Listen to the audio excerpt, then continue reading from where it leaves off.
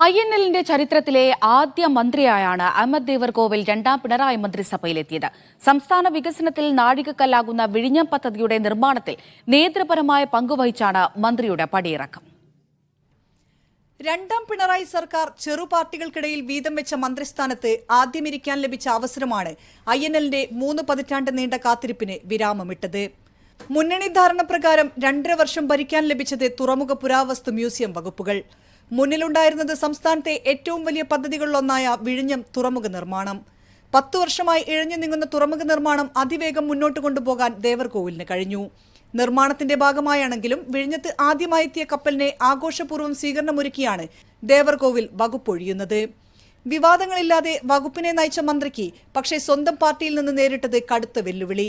ബാബറി മസ്ജിദിന്റെ തകർച്ചയ്ക്ക് പിന്നാലെ മുസ്ലിം ലീഗിലുണ്ടായ പിളർപ്പാണ് ഇന്ത്യൻ നാഷണൽ ലീഗിന്റെ പിറവിയിലേക്ക് നയിച്ചത്.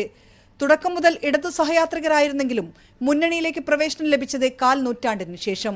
കേരള കോൺഗ്രസിനെ സ്വീകരിക്കുമ്പോൾ തൂക്കമൊപ്പിക്കാൻ LDF കണ്ടെത്തിയ ഉപായമായിരുന്നെങ്കിലും അപ്രതീക്ഷിതമായി മന്ത്രിസ്ഥാനം ലഭിച്ചതോടെ INLന്റെ തലവര മാറി. ഒപ്പം പാർട്ടിയിൽ ആഭ്യന്തര തർക്കവും മൂത്തു. ജനറൽ സെക്രട്ടറി കാസിം ഇരിക്കൂറും പ്രസിഡന്റ് AP അബ്ദുൾ വഹാബും 2 ചേരിയിലായതോടെ മന്ത്രിയെ പിൻവലിക്കണമെന്നുവരെ ആവശ്യമുയർന്നു. ഒടുവിൽ പാർട്ടി പിളർന്നു. ഇതിനെയെല്ലാം അതിജീവിച്ചാണ് അഹമ്മദ് ദേവർകോവിൽ കാലാവധി പൂർത്തിയാക്കുന്നത്. മീഡിയ 1 കോഴിക്കോട്.